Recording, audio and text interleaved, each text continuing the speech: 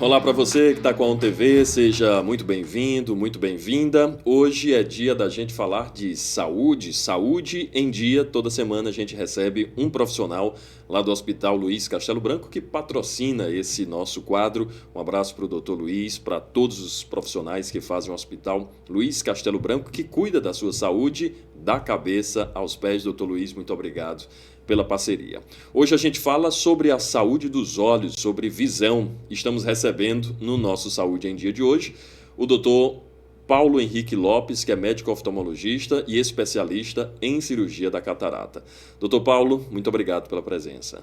Eu que agradeço pelo convite, pela oportunidade de falar sobre essa área, da oftalmologia, uma área que eu gosto bastante. Tem algumas coisas bem interessantes que eu penso que a gente vai conversar aqui hoje. Vamos começar falando sobre a psicologia da visão, essa formação, essa edição de imagens que o olho faz.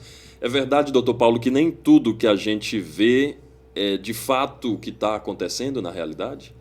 Perfeito, você falou muito bem, né? Quando se fala da questão da visão, muita gente pensa que o olho funciona como se fosse uma câmera fotográfica. E se fosse somente uma câmera que joga uma imagem para o cérebro e ele processa isso, a gente teria alguns buracos na imagem que a gente vê, né? E no dia a dia a gente não observa isso, não tem nenhum buraco na visão quando a gente está olhando com os dois olhos ou só com o olho, porque o cérebro ele é como se mentisse para a gente, né? A gente tem uma determinada região na nossa retina que é onde o nervo do olho está ligado com a retina. Nessa região onde o nervo é ligado, não tem nenhum receptor, não tem nada que vá conseguir captar a imagem. Então essa região ela é objetivamente um escotoma, que é uma mancha. Então é uma mancha que a gente tem no nosso olho. Quando a gente faz um exame de campo visual, essa mancha sempre aparece. Por que não aparece aqui no dia a dia? A gente está olhando aqui a todo momento. Aí entra o cérebro. O cérebro ele não só analisa o que a gente está vendo, ele também gera algumas imagens. Ele faz, através de alguns mecanismos de interpolação, que ele meio que adivinha o que está ali próximo da área da mancha cega e ele projeta aquilo ali. Mais ou menos parecido com um recurso do Photoshop. Por exemplo, quando a gente usa a ferramenta no Photoshop para apagar uma pessoa da imagem, o Photoshop vai lá e consegue criar mais ou menos o que estaria por trás da pessoa. Mais ou menos isso que o cérebro faz nessa região. Tem um teste que a gente pode fazer na prática, né? Quem está em casa, quiser fazer, pode fechar o olho esquerdo, por exemplo, fecha o olho esquerdo e aí coloca a mão estendida com o polegar para cima no nível do olho. E começa a passar a mão aqui para a direita, vai afastando aqui para a direita. E não olhando para o dedo, mas sim para um ponto fixo na parede. A gente vai passando, chega um determinado momento em que a ponta do dedo some, que é justamente quando está caindo na mancha cega. Então, é o chamado ponto cego? Isso, é um ponto cego que a gente tem no nosso olho, entendeu? E aí... A gente tem um ponto cego que a gente fala muito do trânsito. No trânsito, perfeito. E a gente tem também no olho, no nosso campo visual, né?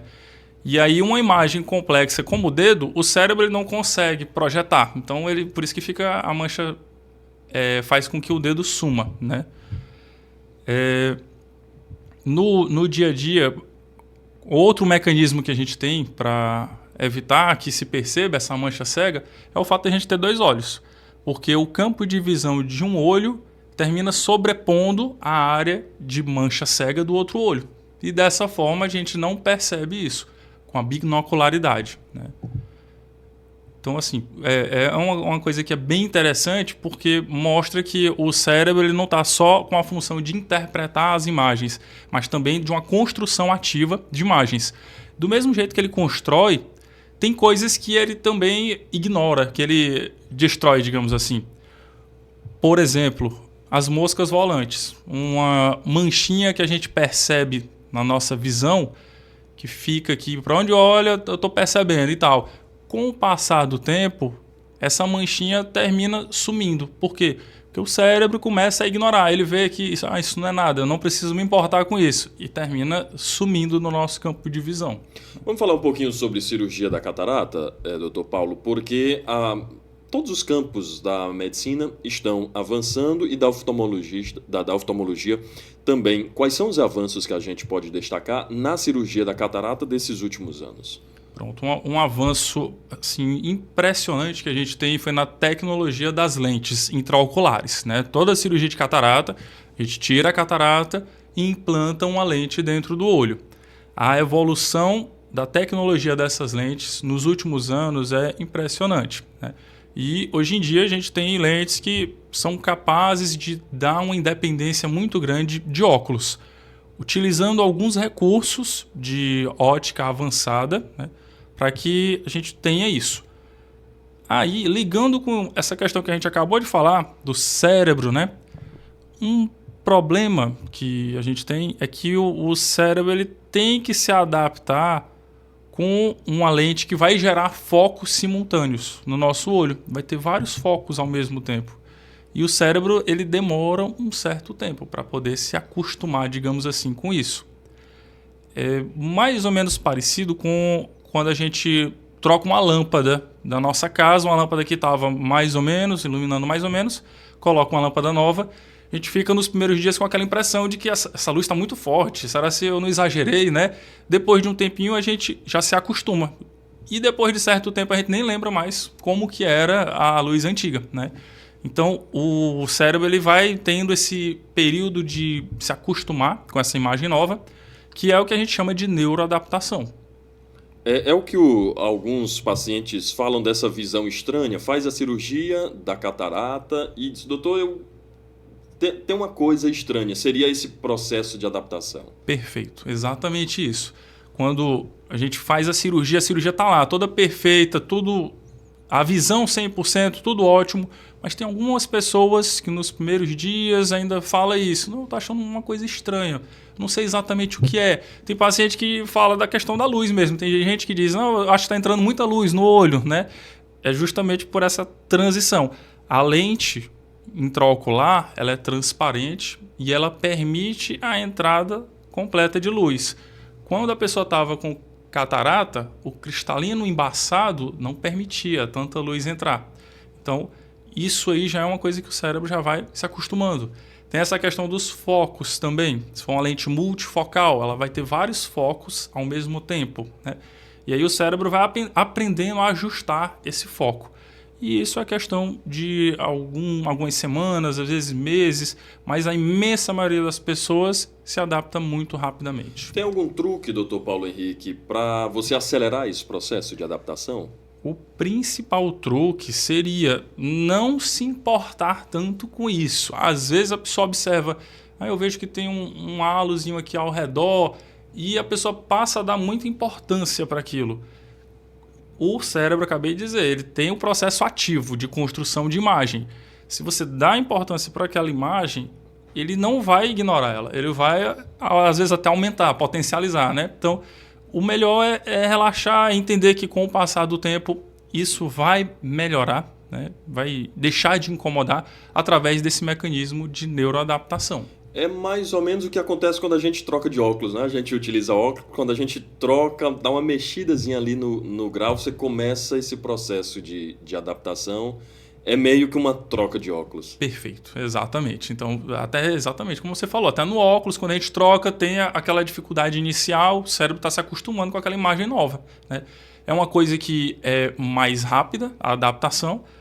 Poucos dias a pessoa já se acostumou, né? Mas esse mesmo processo, realmente. Dr. Paulo Henrique, falando em processo de adaptação, nós estamos vivendo uma epidemia de celular. Está todo mundo no celular, desde crianças a idosos, não tem mais idade, está todo mundo utilizando o celular. De que forma essa tela, esse uso excessivo de tela pode fazer com que o cérebro, de alguma forma, ele vá se readaptando, vá mudando a forma como ele recebe essas informações? Até que ponto o cérebro pode estar sendo afetado, esse campo visual pode estar sendo afetado pelo uso de telas? Perfeito. A gente tem um dado bem impressionante que até 2050 a estimativa é que metade da população mundial tenha miopia, né? Então é muita coisa. Por conta, um dos fatores do uso de telas, né? O que explica essa questão da tela, do uso do celular, fazer com que o olho termine evoluindo para a miopia? Quando a gente está olhando aqui para o celular, o foco está aqui no celular. Só que ao redor do ambiente, a gente sempre está em ambiente fechado, né? Então, as paredes estão aqui e elas estão vindo para o olho e, consequentemente, para o cérebro. Só que elas estão vindo borradas. O que o olho junto com o cérebro entende? Eu tenho que buscar o foco dessas outras imagens que estão aí. E aí termina induzindo o crescimento do olho para tentar buscar essas imagens que estão desfocadas na periferia. E aí ele começa a aumentar. Qualquer coisinha que o olho aumenta já vai repercutir na forma de grau de miopia, né? Então, essa epidemia de uso de telas termina induzindo o olho junto com o cérebro a se reprogramarem para um caso de miopia realmente, né? É a mesma situação quando você... Eu fui estudante universitário e viajava muito Teresina, Campo Maior. E como estudante, sempre sem tempo, ia lendo no ônibus. Até que uma pessoa uma vez me alertou, só cuidado, porque isso pode gerar algum problema. Vai nesse mesmo sentido? Seria no mesmo sentido. Aí, em relação à questão do ônibus, de um meio de transporte que está em movimento, teve um período que se falaram também até da questão de estar envolvido com descolamento de retina, só que não chega a gerar todo esse risco. Para descolamento, não.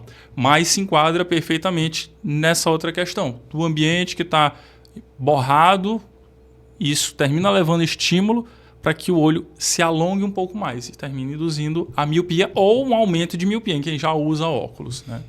Com relação às crianças, quais são as dicas que a gente pode deixar para pais, para responsáveis, para utilizar de forma responsável para não atrapalhar a visão?